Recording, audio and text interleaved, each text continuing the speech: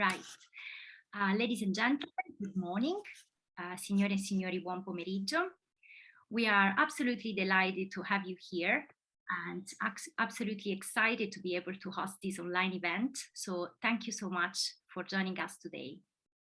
Siamo felicissimi di avervi qui e di avere la possibilità di condurre questo evento virtuale, quindi innanzitutto grazie per il vostro interesse e per la vostra partecipazione.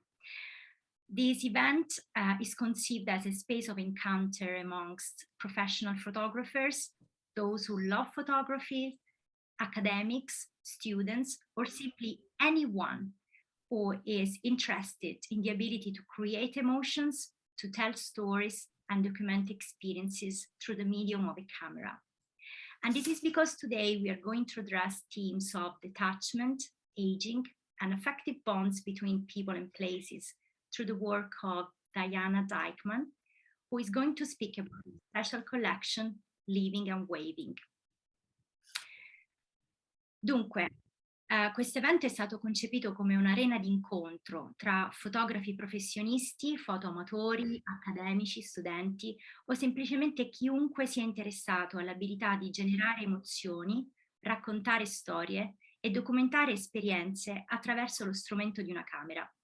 Questo è perché oggi noi andremo a sviscerare temi molto importanti come quello del distacco, dell'anzianità, dell'invecchiamento e dei legami affettivi tra persone e territori attraverso il lavoro di Deanna Dikeman, che ci guiderà attraverso la sua collezione Living and Waving, che sostanzialmente significa congedandosi e salutando.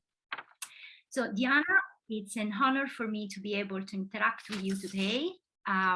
Before I leave the floor to you, I'm going to introduce myself and provide some acknowledgements or opening remarks in English and in Italian, so please bear with me. So I am Simona Palladino, originally from Campobasso. I'm a lecturer in social sciences, and I really would love to thank you all on behalf of the institution I represent, Liverpool Hope University. This event is made possible by Il Cavaliere di San Biase, Molise Association.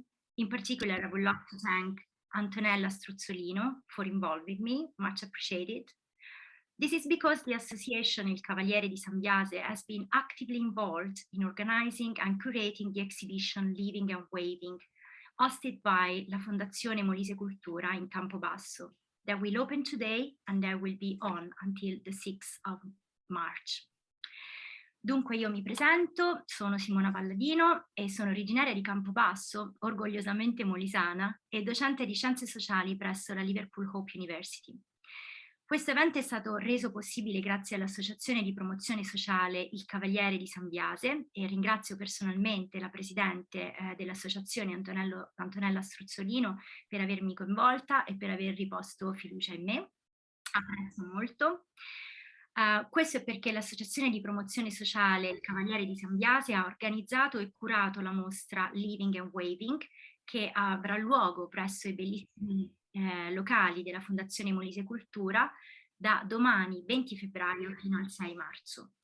Dunque questo evento si configura come un evento di promozione della mostra di Deanna Dikeman, con l'invito che riproporrò alla fine di questo evento di riappropriarci dei luoghi di cultura come mostre, musei, teatri. Ma nel frattempo direi di conoscere l'autrice Deanna Dikeman, a cui chiederò di raccontarci un po' della sua vita prima di passare a raccontare il suo lavoro. So Deanna, thank you for your patience, and let's start now by focusing the attention to you before we move on to your work. So can you please tell us a little bit more about yourself and how your passion for photography started? Well, first of all, thank you for having me. Simona, thank you for hosting this. And Antonella, thank you for arranging all of this. This is amazing. And welcome to everyone. Some of you I know, I have a couple cousins I see in the list. And so they actually know my parents. So this is very exciting for me. I think I always liked photography, even when I was a little girl. My dad had a camera, so I followed him around with my little Kodak Brownie Bullet. And when I was older and got my first job, I bought a real camera and I taught myself how to take pictures by checking out some books from the library. Oh, I'm talking too much. You have to translate. Okay. Okay. Right. So you didn't mention, but because I know where you were born, would you mind if I mention that? Oh, no, go ahead. Okay. So, right. So Diana, innanzitutto ringrazia tutti noi per essere qui, in particolare Antonella per averla coinvolta. Lei è emozionata perché qui ci sono molte persone che lei conosce, incluso alcune persone, i suoi cugini, che hanno in realtà conosciuto i suoi genitori, quindi è un momento speciale per lei. Lei ci dice che inizia ad imparare a usare la fotografia da quando era giovane e in particolare quando le è stato regalato una camera. Questo non l'ha detto, ma lo dico io. Lei è nata nel Sioux City, correct my pronunciation? Correct. That's correct. Iowa State, nel centro degli Stati Uniti, e attualmente vive in Kansas City. So I just provided a little bit of context between these two places, where you were born and where your family was born. Right. Okay. So keep going. Okay, great. So having introduced Diana, I will say this in Italian first, okay? And then I will translate this to English. So chiederemo all'autrice adesso più dettagli del suo lavoro e in particolare quello che è successo prima della mostra Living and Waving, che invece è una mostra che si chiama, una collezione che si chiama Relative Moments, che lei ha iniziato già dall'86. Quindi chiederemo a Diana, perché appare evidente nelle sue opere che adesso ci mostrerà condividendo lo schermo, appare evidente che il suo legame affettivo con la sua famiglia e alcuni familiari in particolare, nelle interazioni diciamo ordinarie di tutti i giorni, appare evidente il suo senso di attaccamento verso luoghi e persone, e chiederemo a Diana qual è il significato di questi luoghi per lei. So I'm going to translate this in English. So I'm going to ask you, please, to share your screen so that we can see your collection. In particular, what happened before the Living and Waving exhibition. So we can look at the relative moments, which is something I enjoyed watching and learning from you, from the website, actually. And what we could see by following what you believe it's important to say here. What I could see was your attention for the interaction of everyday life that you wanted to document, and in particular by focusing the attention on some specific members of your family within the private sphere and not like within the garden you can see here. So it's highly evident your incredible affective bonds between people and places that were significant for you, in particular your family house. So I'm going to ask you, what's the meaning? Can you tell us a little bit more about the meaning of these affective bonds with your family house? What did it mean for you? Well, the series started when my parents sold my childhood home and moved into another house and for their retirement. And I realized that as a photographer, I had no pictures of my childhood home, and that upset me. So I decided I would start taking pictures going forward because I couldn't change the past. So I started photographing their house and where they lived and what they did as a little project. Oh, that's great. Thank you so much. Thank you so much, Diana, for that. Quindi lei ci dice che tutto è nato poiché si rende conto a un certo punto, quando i suoi genitori vendono la casa precedente, che era la sua casa di famiglia, la casa della sua gioventù, che c'erano assolutamente pochissime foto, se non nulle, che ritraevano la sua la sua infanzia in questo luogo. Quindi quando i genitori si sono spostati verso in un'altra casa dove hanno iniziato il loro periodo di pensionamento, quindi se vogliamo un altro stadio di vita, lei voleva colmare questa lacuna. Lei ha detto ero abbastanza upset, quindi non ero felice di questo, che non c'erano foto o memorie della nostra interazione precedente, e da lì ho iniziato a fotografare quello che accadeva nella nostra casa di famiglia, nella nuova casa dei miei genitori, quindi quasi, se vogliamo, una nuova vita per i genitori e una nuova possibilità per Deanna di collezionare queste memorie. Grazie Deanna, quindi adesso invece focalizzeremo l'attenzione sulla mostra Living and Waving, che è quella che voi dall'Italia, in particolare da Campobasso, potrete ammirare nei locali della Fondazione Molise Cultura da domani. Si tratta di un progetto che è iniziato nel 1991 fino al 2017, quindi pensate un archivio di 27 anni, che ha visto i genitori di Deanna protagonisti di uno scatto che generalmente accadeva di fronte alla loro casa di famiglia, di fronte al garage, e mentre Deanna si affaccendava a ripartire, i suoi genitori la salutavano, e quindi vediamo questi genitori di fronte casa nell'atto proprio di waving, cioè di dire ciao, e di salutarla prima di un viaggio. Chiederemo quindi a Deanna di parlarci un po' di più di come questo rituale di famiglia inizia e rimane consistent, rimane diciamo nei successivi 27 anni. Lo tradurrò in inglese. So thank you, Deanna, for that. I'm asking you, please, now to move on the Living and Waving exhibition. If you, I just provided a little bit of context. So this exhibition started in 1991 and ended in 2017. So we are talking about 27 years of collection of pictures. And every time Deanna was about to depart from her parents' home in Sioux City to go back to Kansas City, where she's living at the moment, she was taking a photograph of her parents, who will stand outside the house, and immediately after she was about to say goodbye and drove back. So she captured that moment of the goodbye, which is actually an interesting moment, is important. I can relate, everybody can relate, I guess, with that, with how intimate and special is the last goodbye, the remind to do that, or take care of yourself, give us a call when you're back, etc. So she is documenting exactly that precise moment. And indeed, we can see your parents standing in front of the house, in front of the garage, and usually rising together, arms in a farewell wave. So we are going to ask you, Deanna, can you please tell us how this ritual started and what's the meaning of that? How was perceived by your family members?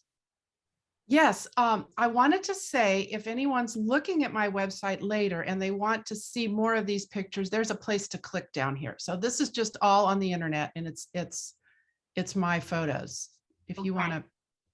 So, quello che dice Deanna è che se avete interessi a guardare di più della sua mostra sul suo sito, questo è solamente un overview, ma poi c'è un bottoncino alla fine dove c'è scritto premi qui, e quindi vedrai molto di più rispetto alla sua collezione di relative moments che abbiamo appena introdotto.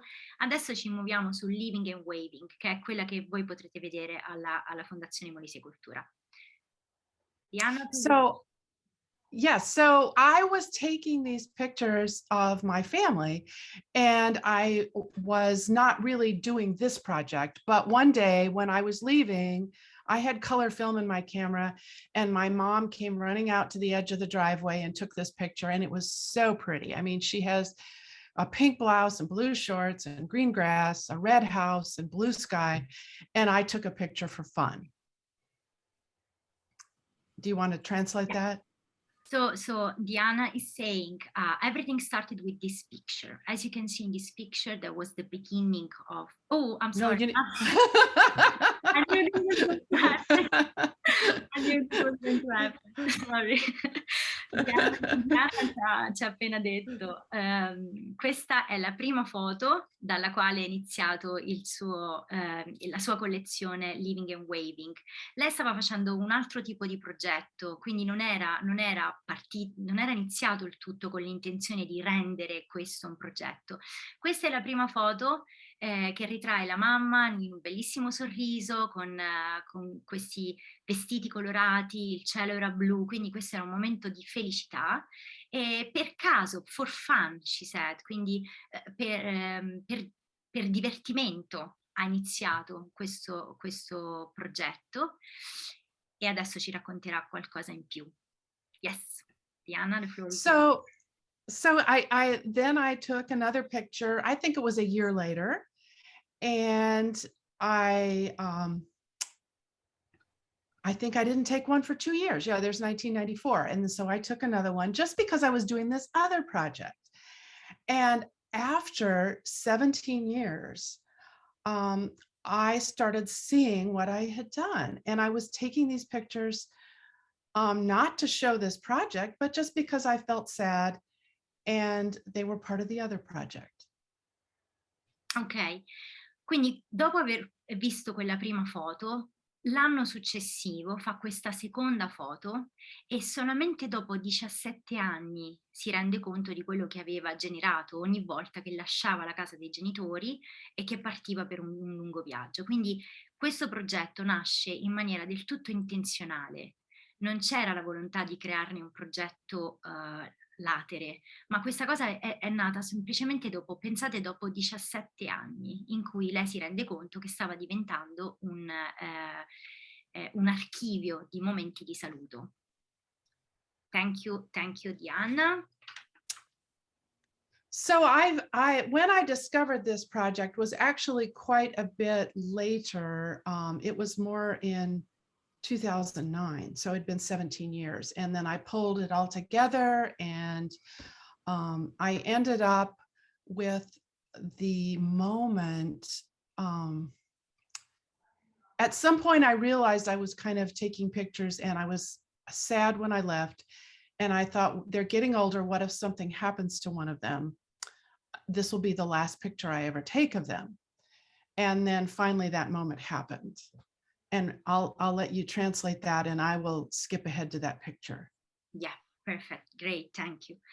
Quindi reiterando l'idea che solo in un primo momento la prima foto è stata di reale felicità, dopo 17 anni, quindi nel 2009, quando si rende conto che in realtà aveva già collezionato dei momenti bellissimi con i suoi genitori, inizia il momento di consapevolezza in cui si rende conto che i genitori stavano invecchiando e quindi si chiede da quel momento cosa sarebbe successo, avrò ancora possibilità di continuare a conservare questi sorrisi, queste braccia, questi momenti particolari, e quindi solo dopo 17 anni si rende conto che qualcosa stava cambiando, e quindi il suo approccio alla fotografia diventa, e questo glielo chiederemo tra un po', se aveva questa funzione terapeutica, cioè di voler conservare il più possibile questi momenti speciali con la sua mamma. Diana, I'm just going to approach this idea of you being aware of your parents growing older, because inevitably Yes. after 70 years and then 27 years, they were inevitably growing older. So what changed in your perspective of photography since that moment? I just assumed that I anticipated for the Italian audience, maybe you wanted to capture and making expand, if you want, the memory or the time that you were spending with your parents through your photograph. This is more my interpretation, but let's see your idea about that. No, I think that's exactly true. I mean, as I left, since I am a photographer and I felt sad, I lived 400 miles away, which I did the math, it was about 650 kilometers.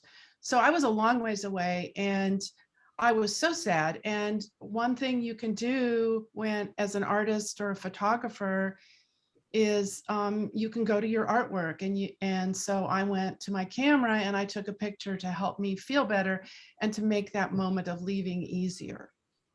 Yeah, thank you so much. So Diana ci sta dicendo che lei viveva 650 chilometri lontano dalla casa dei genitori e quindi attraverso la fotografia ha trovato uno strumento per poter rendere quei momenti più facili per lei, poiché solo attraverso l'arte, solo attraverso la fotografia, questi momenti diventavano quasi immortali e quindi era per lei un modo terapeutico per conservare questo ricordo un po' più a lungo. Ecco. Thank you, Diana. And now, yeah, sorry, if you wanted to add anything. This is the last photograph I took of my dad. So I had just figured out that I was kind of doing this project. And of course, you don't know when you leave, but that, you know, this was the last picture I would take. The next one, he fell and he was in the hospital and there were no more goodbyes. So then I decided to, when we left that day, that was my mom and her sister. And then I started taking the pictures with my mom just by herself. And so now the series keeps going from 2009 into 2017 with just my mom. We are sorry to hear that. Ok, so quello che ci ha mostrato all'inizio era l'ultima foto del suo babbo, perché il suo babbo poi per un incidente cade, va in ospedale, viene a mancare. Quindi dal 2009 in realtà la collezione continua fino al 2017, ritraendo purtroppo solamente la mamma. Ci sarà qualche ospite, ci sarà qualche altro membro di famiglia, ma solamente la mamma fino al 2017. Thank you, Diana. What was the perspective of your mother in that when she was just by herself conducting picture? Was she wanted to continue the ritual? She didn't mind it. She kind of at first said, "Oh, Deanna, no more pictures." And I said, "Mom, this is something I'm doing. It's important to me, and I'd like to keep taking the pictures." And she was very sweet about it. She let me do it. She went along with it. And, you know, as we go along, you know, there are silly, happy moments where she's smiling and waving goodbye, and it made us all feel better. Thank you.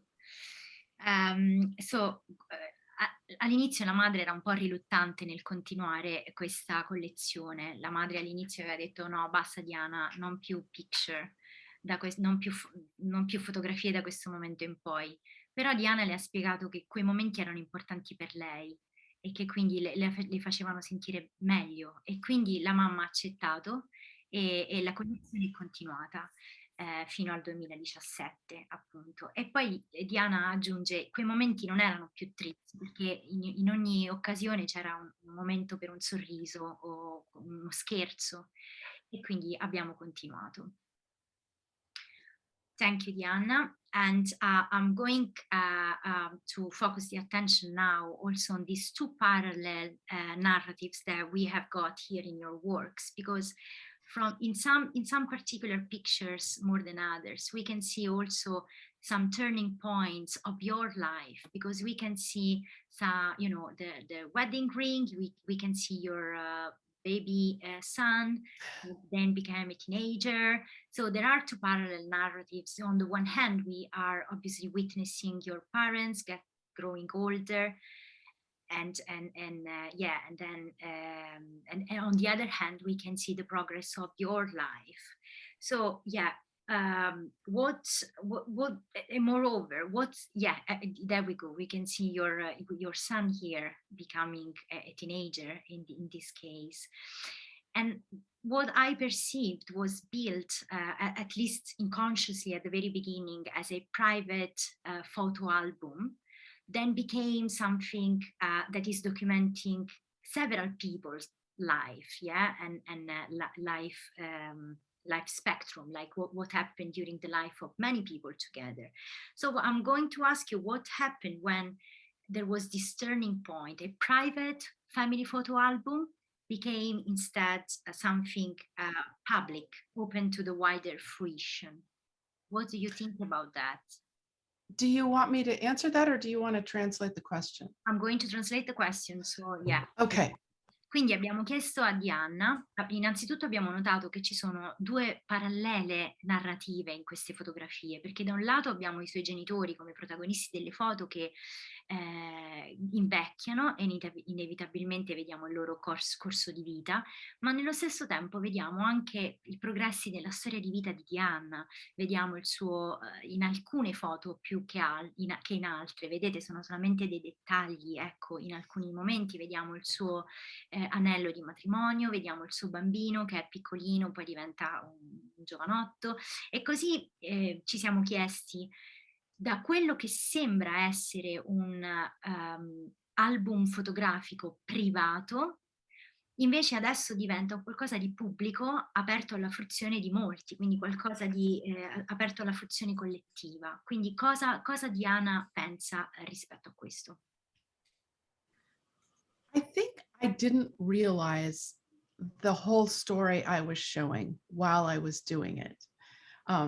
Because, you know, it was my life. I was living it. I was taking these pictures. I was putting them into my notebooks or later in digital, just into my files in my hard drive. And I don't think I actually knew what I was doing totally until I saw the whole thing. And maybe even until people like you saw it and told me what they saw in it. Bellissimo, thank you Diana.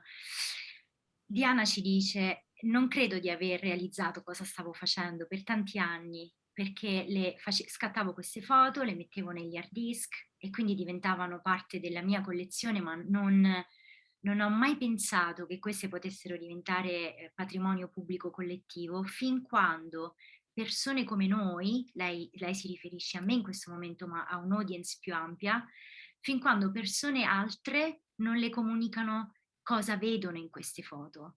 E quindi qui mi piace, adesso lo tradurrò in inglese, mi piace pensare a quello che Umberto Eco parlava rispetto ad ogni opera artistica, non solo fotografica, ma questa triplice lettura che può essere l'intensio autori, operis e lectoris, cioè quello che fanno gli autori, adesso capiamo la prospettiva di Diana in questo momento, quello che la foto comunica in sé in maniera molto potente in queste foto e quella che invece è la prospettiva dei lettori. Ciascuno di noi vede qualcosa di diverso e solo nel momento in cui i lettori comunicano con gli autori, allora diciamo qualcosa di nuovo può essere generato.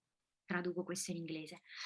Diana, thank you for your idea of saying like only thanks to somebody like you, obviously you're now talking with me, but I guess with a wider audience, you can actually realize what is the perspective of other people that can see something else into your photographs.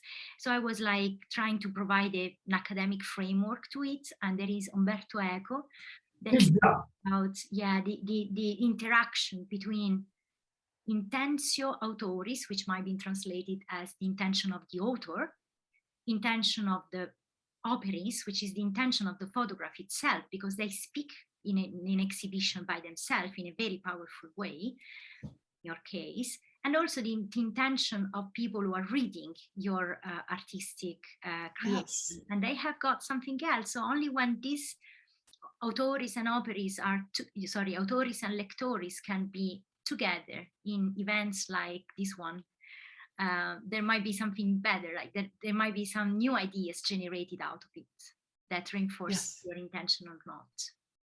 Oh yes, that's so true. Okay, thank you, Deanna. I'm going to focus the attention of everyone to the last picture of the exhibition. Yes, so in this picture, this is probably for me the most powerful. And as we can see, we can recognize the house, your family house, we can recognize the empty driveway. And those people that we became so emotionally attached to them because it looks like that we know them through the previous collection. at this moment, they are no longer dead. Nobody is waving to you, nobody is waving to us as, people in the exhibition. So you are asking us to reflect on the significance of loss and the significance of significant people loss and the course of life and also to death. I'm going to ask you, what does this picture represent to you? I'm going to translate this before. Yeah? Okay. Ok.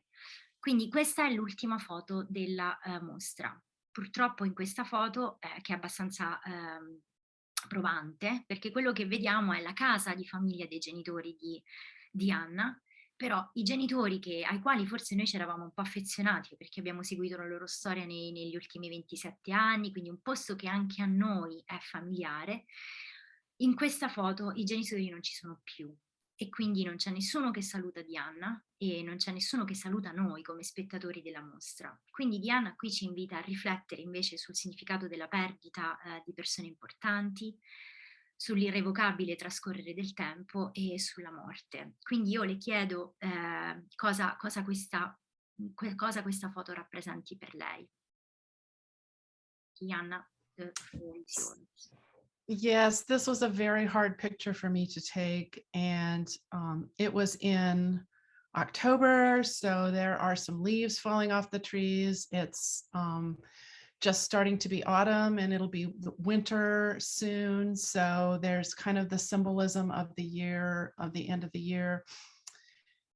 And of course, I was crying when I took the picture, and it was just a realization that, the garage door was down, the driveway was empty, and there would never be no one there waving again. And okay, I'm getting my hanky out. Yeah. It was the end of the project. And then by then I knew I was taking this project, and I knew what I was doing with it, and I knew it was over. And I knew then, as an artist, I had to figure out what I had done and what it meant to me. And yeah. Wow, this was an apex of emotion, and I'm sure it is, at least for the English audience. The Italians don't know yet. I'm going to translate. Please. Okay, but thank you, and I think everybody can relate to that, even in envisioning that at some point this might happen. Some, I guess, people in the audience might have been through that, so we know how difficult it is. But I also want to tell you why this your exhibition communicates to everybody, because it's something universal. I guess this sense of of fear of loss or having experienced loss. Okay, it's very hard to translate this, right? Yes, I'm sure. Go ahead. We'll wait. Ok, so, quello che Diana ci ha detto appunto è molto difficile da tradurre senza un minimo di coinvolgimento, perché Diana ci ha detto che questa foto per sé è stata davvero difficile da scattare e lei l'ha voluto fare in ottobre, scusate, quando appunto, come vedete da questo spazio ci sono delle foglie che sono cadute, stava per diventare presto inverno e lei ha capito che quello era la fine del suo progetto, perché appunto i genitori non c'erano più e quindi è stato molto difficile scattarla questa foto. È l'unica foto che ha scattato per più di una volta, perché voleva che diventasse perfetta. Questo lei non l'ha detto, ma io lo so, quindi ve lo dico. E quindi è stato molto molto complicato scattarla. E niente, inesorabilmente ci si rende conto che qualcosa sta per finire, ma per non chiudere l'evento con questo, le invece chiedo di raccontarci un episodio che io ho letto attraverso precedenti persone che hanno intervistato Diana, dove mi colpisce questa storia che adesso andrò per tradurre. Quello che succede è che quando suo figlio, prima di partire per andare a iniziare un lavoro dopo il college, dopo aver pacchettato tutti i suoi oggetti e averli messi in macchina, chiede alla mamma: mamma, non facciamo una foto? E a quel punto Diana dice, ho accettato un nuovo ruolo in un vecchio rituale. Ora chiederemo la sua opinione su questo. Diana, I just anticipated to the Italian audience that we don't want to establish that this is the end of your project, because actually is not. And I've read somewhere these lovely episodes of your son actually moving for his first job in a college, and while he was packing all his belongings and he was ready to leave, he has to, Mom, are you not going to take a few pictures here? Yes, he did. He did. So you asserted something that for me was really special. You said you accepted a fresh role in an old ritual. Could you unpack that yes. sentence for us? Well, now I'm standing at the end of the house or at the house, and he's the one leaving out the driveway, but I'm still taking the pictures. Okay. So, and it's fun. It helps us too. Nice, nice, thank you. Quindi sì, Diana conferma, è quello che sta accadendo. Adesso è suo figlio che ha iniziato un nuovo rituale, e quindi lei continua ad avere, a fare foto, ma da un'altra prospettiva. Quindi vediamo che c'è una continuità in tutto questo. Thank you, Diana. My last question for you, and then we will open up the discussion to the Q&A. If you want, you can stop sharing the screen, because this is, this was great. And I'm going to ask you now, thinking about how we can influence other people as you did, and probably other people now will start this ritual elsewhere in different places in different areas, who knows. But what will be your advice for a younger photographer in case they want to embark your field? Well, a couple of things. I think because I didn't know I was doing this, I think you have to be open to the possibility of looking at what you have done and seeing that maybe there's something there that you didn't know you were doing. And I think the second thing I would say is that the everyday life and the memories we have may not seem worthy of photographs now, but as I've learned, they will mean so much more in the future to you, if nothing else. Thank you so much. Ho appena chiesto a Diana di darci uno strumento per riflettere su come, diciamo, il suo lavoro può influenzare molti di noi. Magari anche noi inizieremo un rituale simile, e le ho chiesto qual è il tuo suggerimento per nuovi fotografi che magari si approcciano a questo campo, e Diana ci fa riflettere su 2 punti. Il primo è quello di essere aperti alla possibilità che qualcosa che magari non pensi possa avere valore in quel momento, lo stai facendo in maniera inconsapevole, può avere un significato dopo, quindi essere aperti a possibilità di qualcosa di nuovo. E il secondo punto è l'attenzione sull'everyday life, quindi sull'ordinario, qualcosa che potrebbe non sembrare così importante al momento, ma lo diventerà significativo ai tuoi occhi e a coloro i quali guarderanno queste opere artistiche in un futuro. Thank you so much, Diana. I think we can stop here the recording so that will leave the space to everybody else if they want to ask a question. So stopperò adesso la registrazione.